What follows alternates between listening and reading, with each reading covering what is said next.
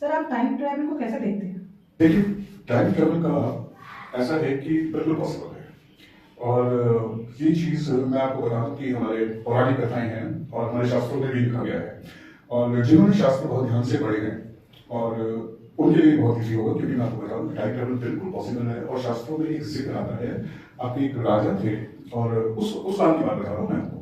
तो उनका नाम था राजा रेवत और उनकी सुपुत्री थी रेवती करके, जिसके लिए वो एक योग्य वर ढूंढना चाहते थे। तो वो ढूंढने के लिए ब्रह्मलोक में चले गए, ब्रह्मा के पास। तो आप ये सोचिए कि धरती पर रहने वाला एक आदमी ब्रह्मलोक में कैसे चला गया? क्या वो टाइम ट्रैवल नहीं है?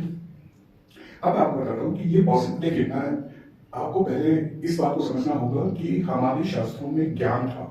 हमारे शास्त्रों में बहुत कुछ ऐसा था जिससे दुनिया ने सीखा है, जिससे दुनिया बहुत कुछ सीख गई है, बहुत कुछ लेके गई है।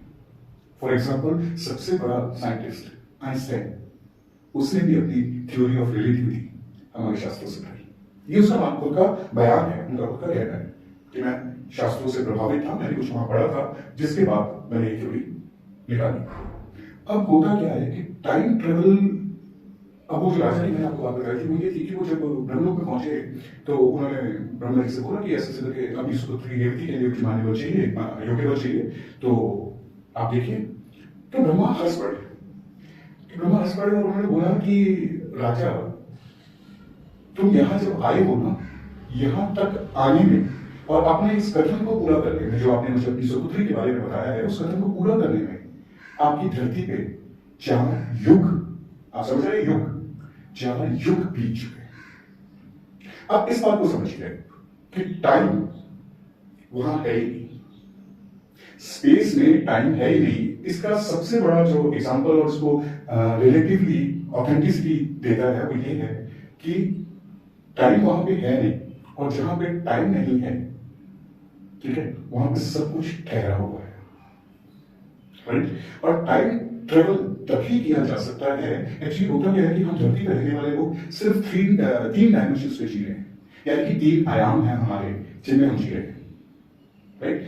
चौथा आयाम अगर टाइम बन जाता है, अगर चौथी डायमेंशन टाइम बन जाता है, तो टाइम ट्रेवल 100% पॉसिबल है।